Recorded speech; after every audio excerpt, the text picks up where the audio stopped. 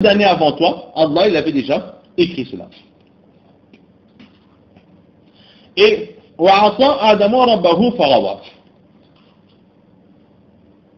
dans l'ancien Hazrat Adam il mentionne ce verset.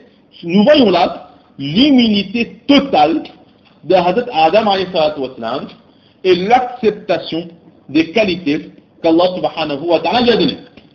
Qui c'est qui aujourd'hui dirait que est-ce que tu as vu dans le journal qu'on m'a traité de voleur, on m'a traité de délinquant, on m'a traité de hors-la-loi. Au contraire, lorsqu'on nous dit cela dans le journal, à notre sujet, que tout le monde nous dit, alors nous serons remplis de honte. Que qu'est-ce que les gens vont dire de moi? Qu'est-ce qu'ils vont penser de moi? Et là, parfois, certains qui vont fuir la civilisation.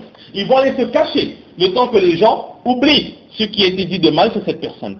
Mais Hazrat Adam, avec beaucoup d'humilité, il va dire, est-ce que tu as lu dans la Torah que Allah il a dit que je n'allais pas me soumettre entièrement à sa volonté? Et là, c'est justement l'humilité d'Hazrat Adam, l'effacement complet de soi, qu'importe ce que les autres vont dire, pourvu que Allah il est content de moi. Et aussi c'est l'acceptation. Est-ce qu'on serait content que quelqu'un nous interpelle par une qualité blasphémante qui nous dénigre, que quelqu'un nous dit que oui, toi tu es un pécheur, que toi tu désobéis à Allah, qu'Allah il est mécontent de toi? Est-ce que nous on apprécierait cela? Alors Adam lui, il se dit que Allah il a dit ainsi dans le Coran, alors moi je l'accepte. Et il faut savoir que Farawa et Asad ne sont pas forcément utilisés pour des fautes très graves. Mais le Asad et le Rawab, ce sont des termes qui sont employés lorsque une action est accomplie et cette action est à l'encontre de l'ordre qui a été reçu. Que l'erreur ait été faite volontairement ou involontairement, alors là, on emploie le terme de Asad et de Rawab. Donc ici, lorsque Allah subhanahu wa ta'ala a dit qu'Hazrat Adam il a fait une faute et il s'est égaré, cela ne veut pas dire que Hazrat Adam il a fait un péché très très grave. Car il est prouvé que les prophètes sont purs de péché. Ils ont pur de toute forme de péché avant leur prophétie aussi et après leur prophétie. Donc étant donné que notre conviction à nous est que les prophètes sont purs de péché, ici, le enfant Adam a désobéi à Allah, cette désobéissance ne sera pas un péché. Pourquoi? Parce que Adam il a commis cette action suite à un mauvais raisonnement. Il ne l'a pas fait tout en sachant que si je veux le faire, Allah sera mécontent de moi. Mais étant donné qu'il avait justement le discernement, il a essayé de réfléchir. Et il est arrivé à une mauvaise conclusion. Là, sa conclusion lui avait dit qu'il fallait manger de ce fruit. C'est bon en fait ce que Shaitan lui a trompé. Shaitan l'a trompé et Shaitan a dit à Adam que si tu manges de ce fruit, alors tu resteras éternellement dans le paradis. Donc il a réfléchi, il a analysé et il voulait justement non pas fuir les difficultés terrestres, mais il voulait constamment rester dans la proximité de son Seigneur. Il savait que sur terre, c'était l'éloignement avec son Seigneur jusqu'à la mort. Et lui, il voulait rester constamment auprès d'Allah. Tu vois cela que dans son raisonnement, il s'est dit que je vais manger de ce fruit, de cette façon je resterai constamment auprès d'Allah subhanahu wa ta'ala. Mais justement Allah il dit que dans ce raisonnement-là, il a commis une erreur et là, il s'est égaré. Pas l'égarement qu'il a éloigné d'Allah, mais il s'est égaré, c'est-à-dire il s'est éloigné physiquement de la proximité d'Allah et il est parti directement sur la terre. C'est ce que Allah subhanahu wa ta'ala il a voulu dire. Donc voilà un peu ce que l'on peut dire sur l'explication de ce hadith. Mais maintenant, avant de terminer, nous voyons que Hazrat Moussa il a accusé Hazrat Adam d'une faute qu'il a faite. Et Hazrat Adam il s'est réfugié où? Il s'est réfugié dans la destinée. Il a dit tout simplement que ce n'est pas de ma faute, c'est Allah qui a décidé ainsi dans la destinée. Alors la question qui se pose, c'est que est-ce que nous aussi, nous avons le droit d'agir ainsi? Quelqu'un nous blâme pour une faute, alors on va dire, ah ben non, c'était la destinée. Nous allons tuer quelqu'un, pourquoi est-ce que tu l'as tué? Nous allons t'emprisonner, non, je suis désolé, c'était la destinée, ce n'est pas de ma faute.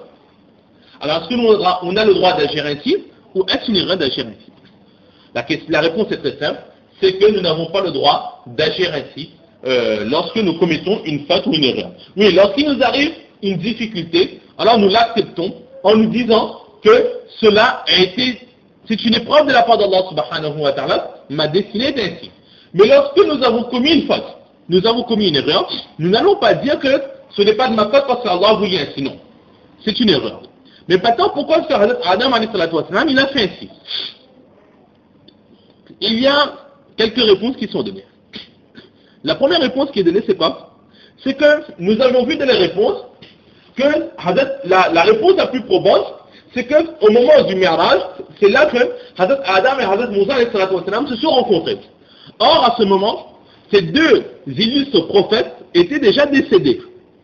Donc, ils n'avaient plus rien à faire quant aux actions terrestres. C'était leur âme qui parlait.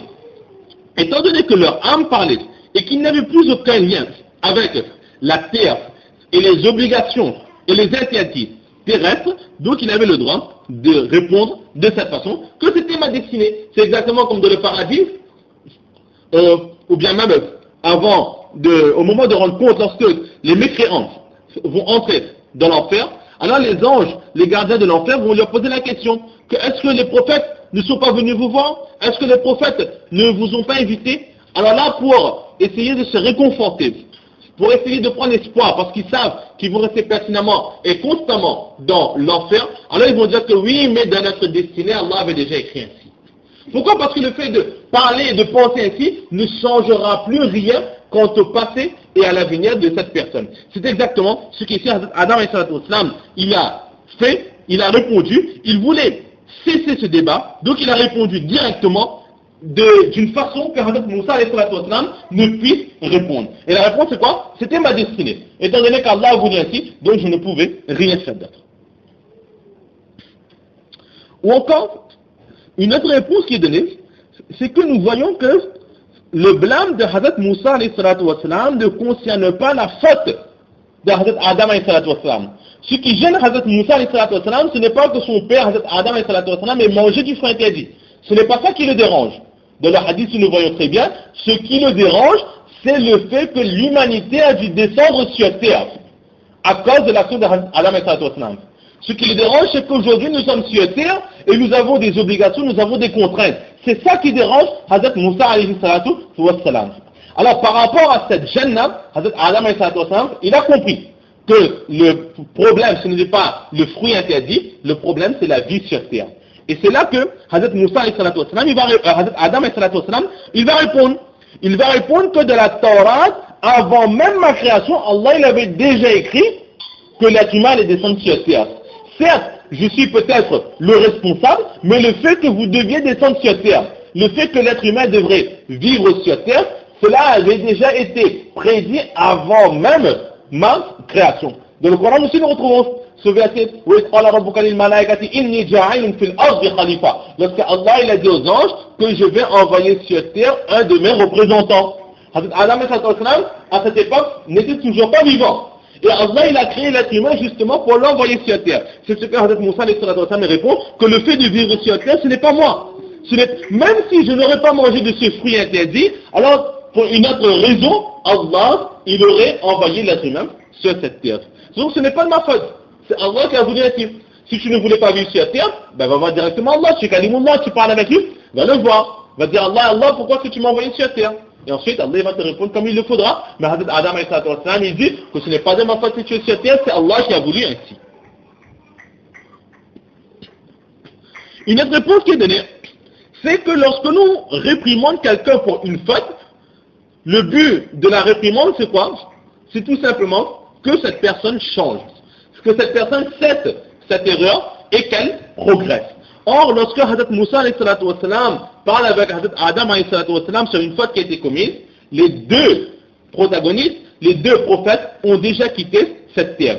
Ce n'est pas en faisant la morale à Hazrat Adam que quelque chose pourra changer, car les deux prophètes ne sont plus de cette terre, ils ne peuvent plus faire aucune action. Étant donné que cette reproche n'a plus lieu d'être, Adam alayhi salatu wassalam, il s'est caché derrière la destinée pour dire que bon, c'est la destinée, ça ne sert à rien de parler, ce qui est fait, et Allah a voulu ainsi. Donc Hazrat Moussa alayhi salatu wassalam n'a pas pu répondre autre chose.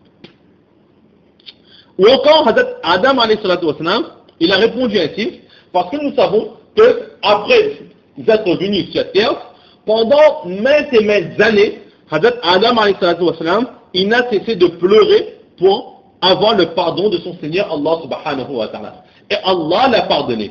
Ici, en répondant aussi sèchement, en se cachant derrière la destinée, Hazrat Adam alayhi salatu wassalam, il veut dire à Hazrat Moussa alayhi salatu wassalam, que lorsque Allah nous a pardonné de notre faute, alors cela ne sert plus à rien de nous blâmer pour cette faute. Si Allah lui l'a pardonné, alors l'être humain qui sait qu'il est pour blâmer quelque chose qu'Allah il a déjà pardonné. Donc c'est pour cela que Hazrat Adam il s'est caché derrière la destinée, mais nous n'avons pas le droit d'agir ainsi.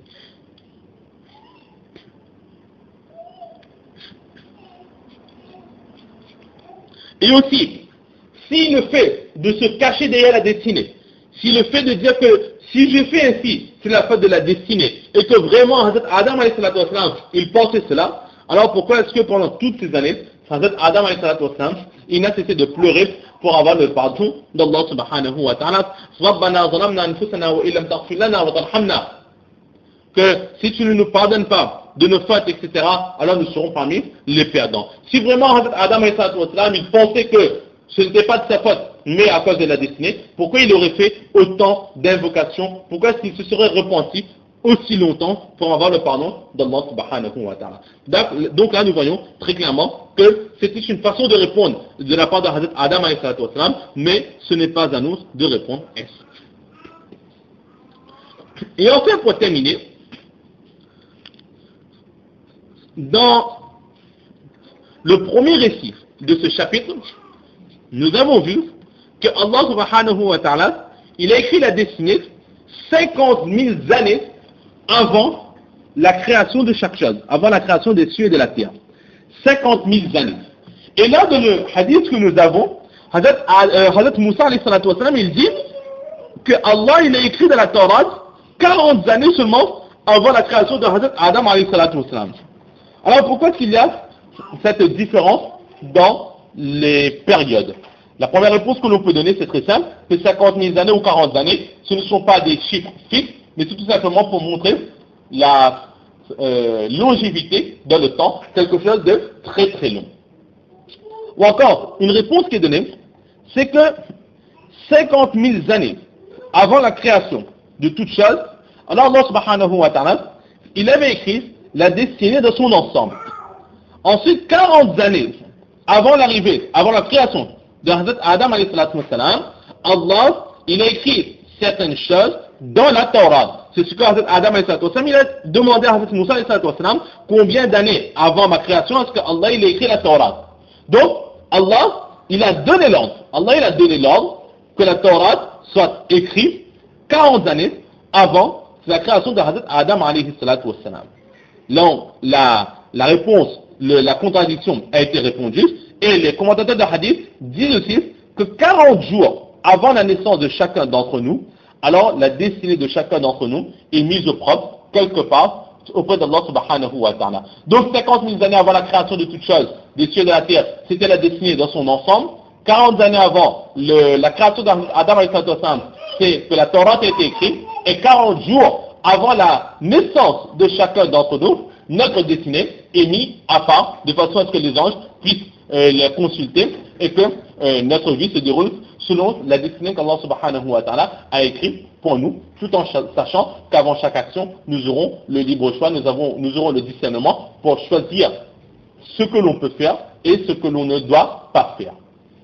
Donc voilà à peu près ce qu'on peut dire sur ce troisième hadith de ce chapitre sur le iman. Allah subhanahu wa ta'ala nous donne le tawfiq de comprendre ces quelques paroles, surtout de mettre en pratique et de propager. Wa ma tawfiqi illa billah.